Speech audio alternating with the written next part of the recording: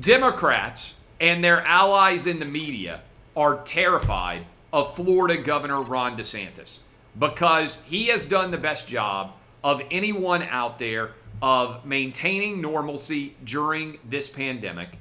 Just about every kid in public school in Florida has been in school. Also, the death rate virtually identical to California, which has had some of the most draconian lockdowns in the entire country. Florida has been wide open. Every kid has gone to school. That's thanks to Florida Governor Ron DeSantis, who I believe has done a better job with COVID than any elected official, Democrat or Republican, anywhere in the country. Okay? Florida has stayed wide open. The unemployment rate is tiny relative to the national unemployment rate. The kids have remained in school. The death rate, especially if you consider the average age of citizens, obviously in Florida it is higher. In the state of Florida is lower than almost anywhere else in the entire United States if you adjust for average age. It's certainly lower even than California, way lower than New York, despite the draconian lockdowns that have been put in place in New York and in California. So what's happening? As Ron DeSantis gets ready, I believe, to win re-election as the governor of Florida next year, based in a large extent on how well he has handled COVID, I think DeSantis is going to win with ease in the state of Florida. He then is going to become one of the top candidates to be elected president of the United States in 2024.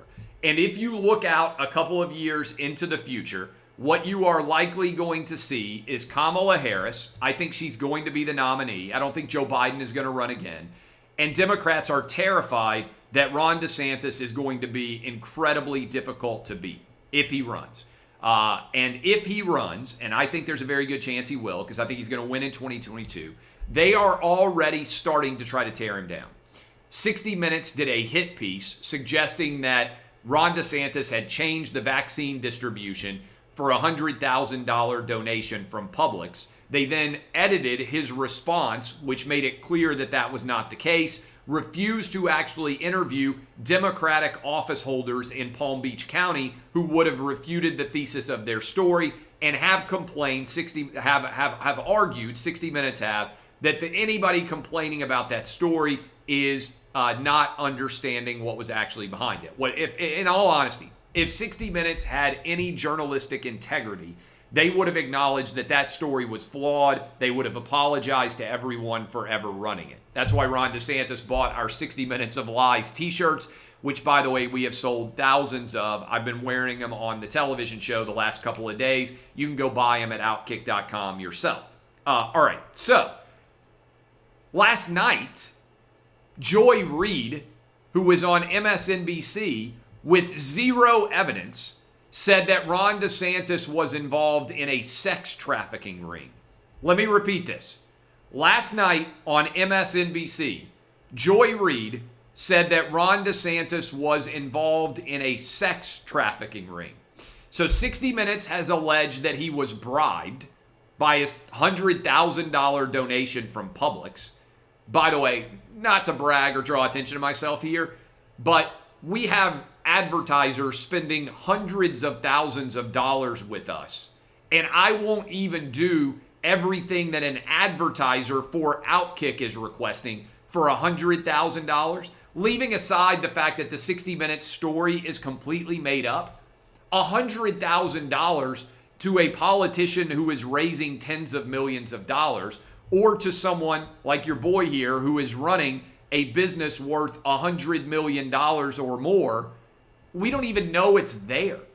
It doesn't impact our decision making at all. I understand that that's like, oh, I'm going to get them now. It's $100,000. Come on. That isn't even enough money to even make me hardly go and speak somewhere. Not being a dick about it, just being honest. And you think for $100,000 that Ron DeSantis is going to completely sell out the state of Florida? It's ridiculous. It wasn't true in the first place. Now they're going with sex trafficking rings. This is a sign of how nervous Democrats are about Ron DeSantis. Because here's what they know deep down if they have any semblance of intelligence. Donald Trump would have wiped the floor with Joe Biden if COVID didn't happen. Let me repeat that. The only reason why Joe Biden got dragged across the finish line was because of COVID. If COVID doesn't happen, or even if it happens this year as opposed to last year, Donald Trump wins a landslide election over Joe Biden and absolutely wipes the floor with him.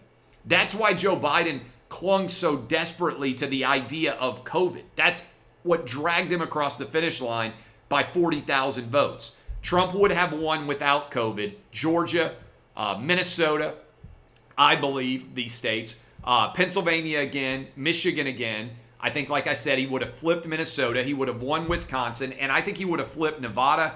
And I think he would have flipped New Mexico. It would have been a landslide election for Donald Trump. And Democrats, even though they're trying to claim otherwise, know that if Ron DeSantis is the nominee, if Republicans end up with a decent nominee in 2024, that nominee is going to crush Kamala Harris. Because identity politics and cancel culture are wildly unpopular. In 2022, Democrats are going to lose the House and they're going to lose the Senate. All right, so that's why they're trying to rush through so many bills right now.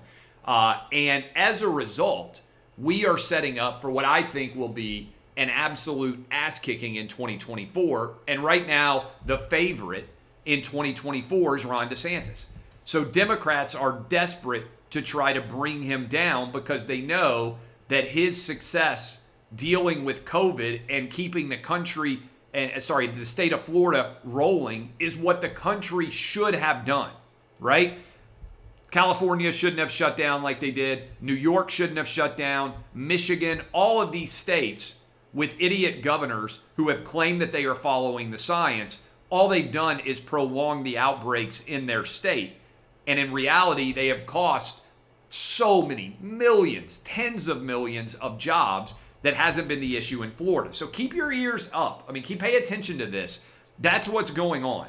There has been a hit that has been put out on Florida Governor Ron DeSantis because they are aware of how difficult he is going to be to beat. They know that he would start with Florida already in the column of the Republicans. That's not a toss-up state then.